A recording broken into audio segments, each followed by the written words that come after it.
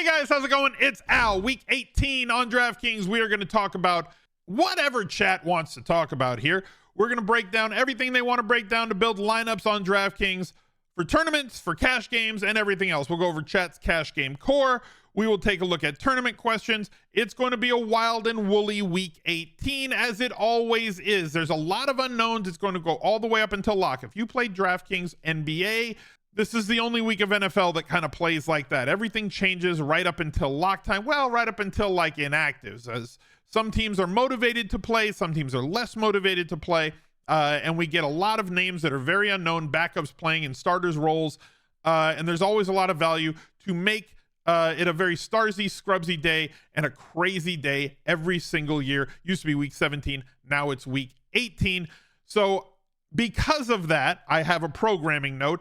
I don't have a week 18 5 under 5 for you. I could have put out a 5 under 5, but there's not 5 players that I felt were reliably under 5% that I thought had high enough ceilings that I could put out there that I think are good enough plays to warrant putting out there. I could have put out a video, would have gotten like 10,000 views. I did not want to do that just to get clicks and views on a video. So I'm not putting that video out on Saturday. However, the cheat sheet is available in Discord with all the 10% and under players that I think are more reputable and better plays for this weekend. If you wanted to get a hold of that, go to smizzle.tv/Discord. You can become a server subscriber for $5 a month directly in the Discord, and you get access to the VIP rooms and the cheat sheet, not just for NFL, but for PGA as well, that Headlock, one of our mods and community members, puts out for PGA all season long. So thank you guys for being here. Drop a like on the video, leave a reply down below, subscribe to the channel, ring the notifications bell, jump in the Discord, and let's go. He's a legend. The Smiz Gang Listener League for Week 18 is posted. It is the final Smiz Gang Listener League of the year, so make sure you reserve your spot today. $10 and 3 max. The only way to get in is through the link, smizzle.tv/links. We'll have the link to the Smiz Gang Listener League. 2,500 people in it. $2,500 goes to first place. Absolutely no rake the best tournament on DraftKings. And while you're there at smizzle.tv/links, just go right down the line and click every single link that's in there. My Discord, the Al Smizzle Fantasy Football channel, my Instagram, TikTok, everything. Click all of them. Follow me everywhere. And let's bring in chat and get to their questions. Any questions that they have, we're going to answer them as best as I possibly can. You're winning the Smiz this week to get your name called. There you go. Was Kirk at 3K a misprint? No. So DraftKings, apparently their algorithm prices players that are on IR at like minimum salary. Like TJ Hawkinson's at 2,500. And they don't really take into account when players have been on for 4 weeks because he's eligible and could be activated. They have to do it by like 4 p.m. Eastern time on Saturday to trigger him to be able to be activated. So he may or may not play. If he does play, he's got a groin injury. If he does play, he practiced in a limited fashion the last couple days. We'll see if he plays or if he doesn't. There is like a virtual cornucopia of 3K players on the list who like may or may not make an impact this week. Guys who are like in the 3K range. I don't have answers for like which one is the right one. There's on San Francisco and Kansas City alone, you're going to find just a multitude of them. They're everywhere. Like that's where you're going to find the most of them, right? So besides those 2 teams, you're going to find guys on Cleveland because they're going to rest starters. Kansas City's going to rest starters. San Francisco's going to rest starters. So those 3 spots, so many, right? We could find all of them right there without even having to try hard, right? So like, I don't know which ones are going to be the guy. We're going to have to find out on Sunday morning. And like, the problem is that the projections, depending on where you're going to get your projections, are going to be all over the place as well. At least that's what I'm seeing right now. So like San Francisco, Kansas City, let's go with Cleveland. So you're going to have to like monitor beat writers and see who you think is going to be active, inactive, which ones are starting, which ones aren't. All of these guys, right? Let's go team by team because I think that would make this a little bit easier. It's just like such a mess. So let's go with San Francisco to start. Chris Conley, he's 3K, added to the active roster on Saturday. That was earlier in December. He has not done a thing. Former workout warrior. He's the guy that like has a picture of him levitating like 6 feet in the air during the combine, like when he was at the combine. Ray on IR. Willie Snead. You've got the need for Snead. Signed to the practice squad on the 27th. We've got Ronnie Bell, showdown warrior. Scored a touchdown for us earlier in the season on a showdown, like in week 3. He's probably going to be out there doing some things from Bell Biv DeVoe fame. Debo says he's going to play. We'll see for how long. Kansas City, they're probably going to rest all their guys. So like Richie James Day, maybe. I don't know. That's what I'm saying. Like, we're not going to know. We're not going to know. They're not going to know. Mari Cooper, he's out. I don't think they're going to play Elijah, right? Listed as questionable. No reason to play him. They're not playing Flacco. We're going to get the Jeff Driscoll show. The females are happy because they get Jeff Driscoll out there. All the cake. Marquise Goodwin, sure. He's questionable. Prochi, Harrison Bryant, maybe. I don't know. You think Puka's done when he gets the record? Oh yeah, we got 4K guys galore. Like the chalk on San Francisco is going to be Jordan Mason. Welcome to Jordan Mason Chalk Week with Christian McCaffrey out and Elijah Mitchell. This cough drop is killing me. Jordan Mason's going to be massive chalk because he's just going to be the only guy there. And then on the other side, Kyron's not going to play, which Ronnie Rivers looks like he's going to be the next guy. So he might get the Kyron Williams treatment. And then at wide receiver, what does Puka need? 4 for 46 to set the rookie record at wide receiver? Is that what he needs? So like he could get that in a quarter and a half. He could get that in a drive. They could script that in one drive against San Fran's backups and then sit him. And then it's like Robinson, Atwell, Skoranek. Who knows? It's all over the place. So like I kind of feel like you need to focus on the players. It's 30-4. I thought it was 46. Alex Erickson on the Chargers. Yeah. I think we need to focus on the players, on the teams that have something to play for, and use the super cheap punt players as one-offs and not the focus of our lineups. And there's ways to go with that. There's plenty of ways. If Reed is in and Watson is out, is he my favorite wide receiver in that range? He's very strong at 5,700. And if Watson is in, he's absolutely mispriced at 4,700. Watson's very good. The Packers wide receiver room is so very strong. You're stacking 3K wide receivers, you can get up to CMC. Exactly. I think that people are going to stack.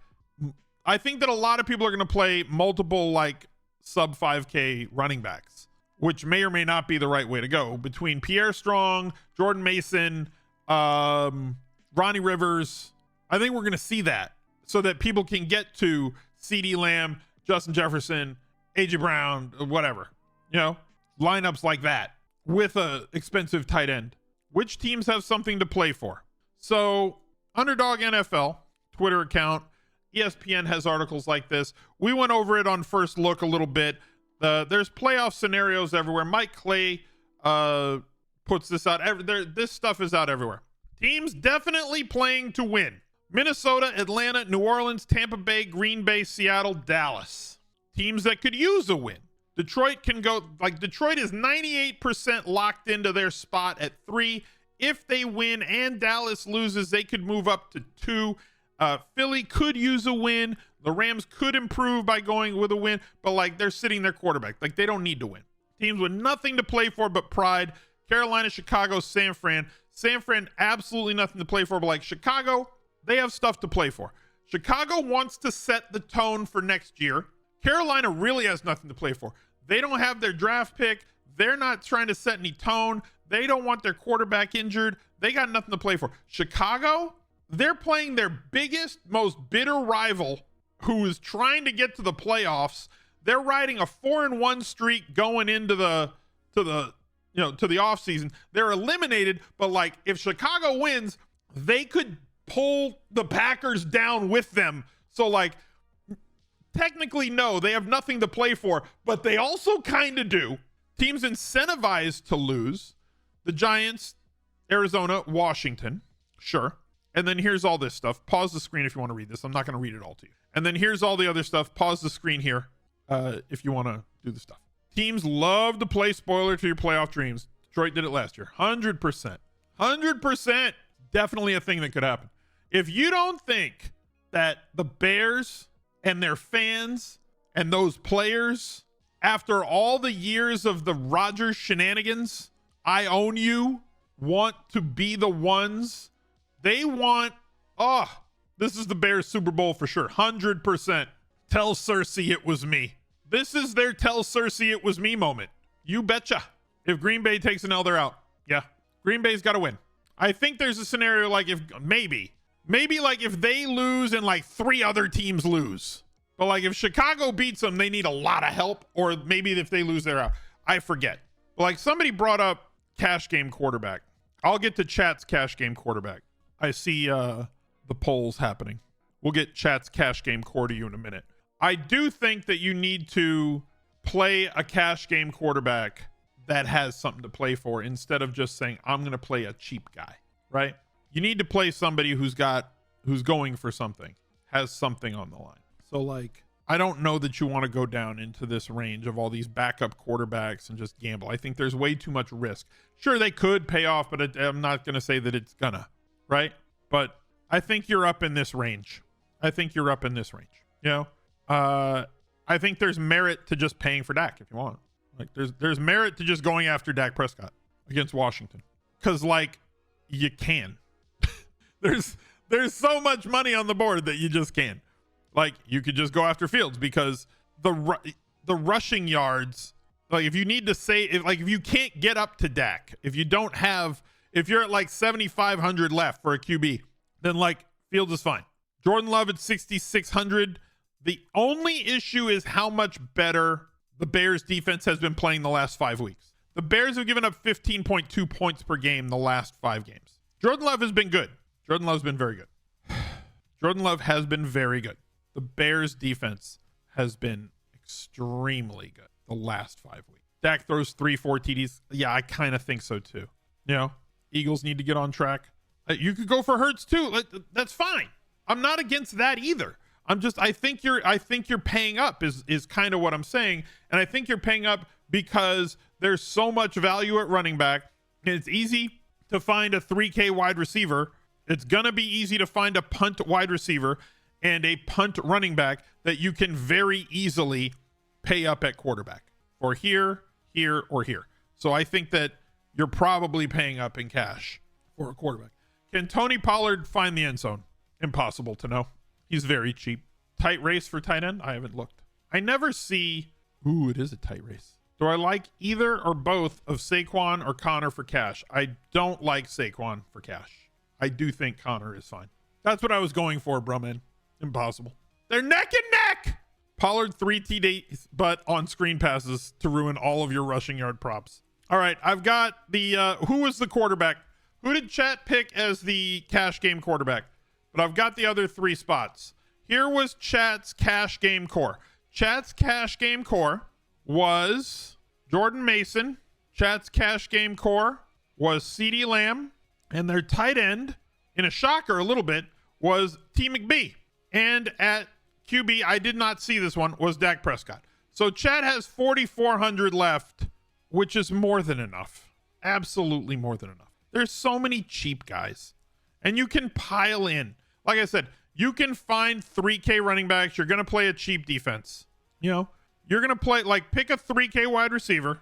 I don't care who it is. There. Fine. Good. I'm glad that it's somebody on IR. Find a cheap defense. I don't care who it is. Just tell me anybody. Right? Just whatever. Sure. 2,800 for this. You know, who's a cheap defense playing against some backup? There. Fine. 2,800. Right? You got 5,400 left. Then we got what? Are you going super cheap? Tyler Durden would be better. I mean, look, there's going to be a 3K wide receiver in this spot. I just don't know who it is. So in this range, I think we have 2 guys right here, Connor and White. There's other guys too, right? There's plenty of other guys. I'm just saying these 2 are pretty solid. Like you could double tap here for cash You could play other guys too, but like that leaves you with 4,200.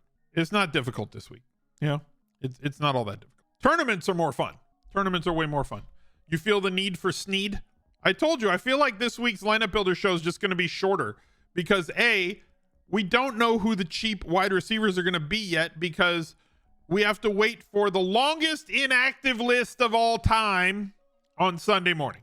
We're ringing the bell. Is it a Ronnie Bell week? You can ring my bell. I just got DMCA'd. Damn it. YouTube lineup copier is going to be big mad at the yeah. That guy, you can't play that guy. He's on injured reserve. Exactly. You don't remember it being this drastic last year? So I don't remember. Were this many spots locked up? Didn't I win? I think I came in first that showdown. Wasn't that the week that I won showdown, but like everybody won showdown? I think I won like 10K. Was it week 2 or week 3? Appreciate that, JCL. Just got to let a naysayer know. Yeah, they start hating. Sometimes you just gotta.